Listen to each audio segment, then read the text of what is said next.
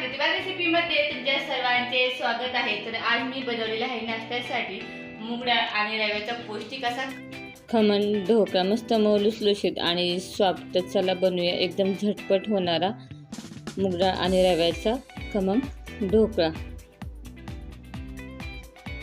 तर त्यासाठी मी 1 वाटी घेतलेली आहे मूग डाळ आणि त्याच वाटीच्या मापानुसार आपण बाकीचे सुद्धा साहित्य घेतलेले आहे। तर त्याच वाटीनुसार मी अर्धी वाटी रवा घेतलेला आहे आणि हे घेतलेलं आहे दही। तर सगळ्यात अगोदर आपण काय करूया, मूग डाळ जी आहे आपल्याला भिजत ठेवायची आहे। त्यात आपण ही मूग डाळ 1 तासभर भिजत ठेवणार आहे। आता हा आपण अर्धी वाटी रवा घेतलेला आहे, त्याच मापानुसार आपल्याला घ्यायचं आहे अर्धी वाटी। इथे घेतलेला आहे आपण दही। आता हे घट्ट दही घेतलेलं आहे। तर आता आपल्याला काय करायचं आहे, तर रवा आता एक मोठ्या भांड्यात आपण काढून घेऊया आणि त्यातच आपल्याला हे दही टाकायचं आहे। आता हे प्रमाण रवा आणि दहीचं एकसारखं घ्यायचं। आता हे आपण एकदम व्यवस्थित मिक्स करून घेऊया, रवा आणि दही। आणि हे दोन्ही आता आपण काय करणार आहे, 1 तासभर भिजत ठेवणार आहे। मूग डाळ आणि हे रवा आणि दही आपण मिक्स केलेलं ते। तर चला बघा, आता हे व्यवस्थित मिक्स झालेलं आहे। तर आता हे दोन्ही आपल्याला 1 तासासाठी भिजत ठेवायचं आहे। तर पाहू शकता ते 1 तास झालेला आहे। आता बघा मुगाची डाळ पाहू शकता छान अशी भिजलेली आहे, अगदी ना खाण्याशी सहज मोडली जाते। आता ही स्वच्छ अगोदर धुवून घेतलेली आहे मी।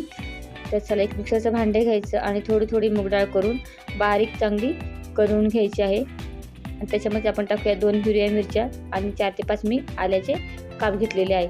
आता हे आपण मिक्सरला छान बारीक पेस्ट करून घेऊया।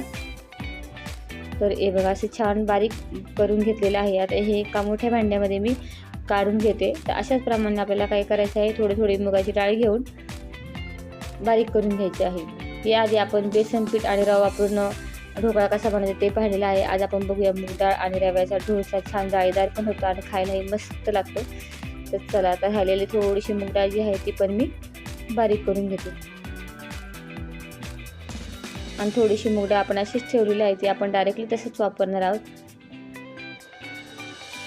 तर हे बघा आता मी मुगाची डाळ जी आहे बघा सगळी छान आता बारीक अशी पेस्ट करून घेतलेली आहे।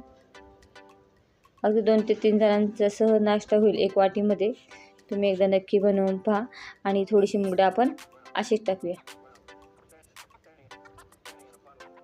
तर चला आता वाटण करून झालेलं आहे, म्हणजे डाळी आपण बारीक करून घेतलेले आहेत। आता हे रवा आणि दही आपण जे मिक्स करून ठेवलं होतं 1 तासासाठी, तर हे पण याच्यामध्ये टाकून घेऊया। रवा छान त्याच्यामध्ये भिजलाय मस्त। आता हे आपल्याला काय करायचं आहे, मिक्स करून घ्यायचं आहे, पण त्यापूर्वी आपण टाकूया याच्यामध्ये काही साहित्य। तर सगळ्यात अगोदर आपण टाकलेलं आहे चवीनुसार मीठ आणि टाकूया अर्धा चमचाभर हळद पावडर, म्हणजे कलर पण छान येलो येतो। आता हे मिक्स करून घेऊया। आता इथे आपण इनो वापरणार आहे, पण इनो सगळ्यात शेवटी घालायचं आहे मिक्स करताना। अगोदर हे मिक्स करून घ्यायचं छानपैकी व्यवस्थित। तर चला तर हे छान आता बघा पाहू शकता मिक्स करून घेतलेला आहे। आता आपण एक प्लेट घेऊया। आता ज्याच्यात तुम्ही ढोकळा लावणार आहे ते प्लेट घ्यायची। आता मी ताटात लावणार म्हणून ताट घेतलेला आहे आणि त्याला थोडंसं खाली तेल लावून घ्यायचं, म्हणजे ढोकळा जो आहे ना व्यवस्थित झाल्यानंतर आपल्याला काढता येतो।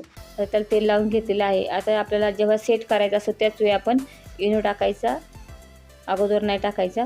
आता हा मी इनो घेतलेला आहे, तर मी 1 चमचाभर घेतलेला आहे इनो। आता इनो टाकल्यानंतर छान फेटायचं आहे। अगदी ते इनो टाकल्यानंतर छान असं फुलतो बघा, फुगतं पीठ। तर जेव्हा तुम्ही असं इनो टाकता तेव्हा जास्त फास्टमध्ये तुम्ही असं हे प्रोसेस करायची आहे, जेणेकरून व्यवस्थित सगळं मिक्स होतं आणि पीठही छान फुगतं। तर इनो सगळ्यात शेवटी टाकायचं आहे, जेव्हा आपण त्याला ढोकळा बनवण्यासाठी ठेवणार आहोत त्यावेळेस आपण इनो टाकायचा, अगोदर टाकायचा नाही आहे। तर चला बघा आता हे मिक्स झालेलं आहे।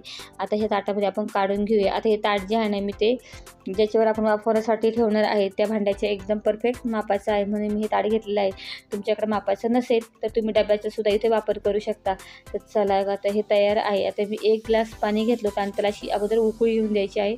उकळी आली की आता हे आपल्याला याच्यावरती ठेवायचं आहे। आता हे एकदम परफेक्ट त्याच्या मापाचं आहे। जर तुमच्याकडे असं मापाचं ताट नसेल तर तुम्ही इडली पात्रामध्ये एखादा डबासुद्धा ठेवू शकता, त्याच्यातसुद्धा ढोकळा बनवता येतो। तर आता याच्यावरती आपल्याला काय करायचं आहे, ठेवायचं आहे झाकण।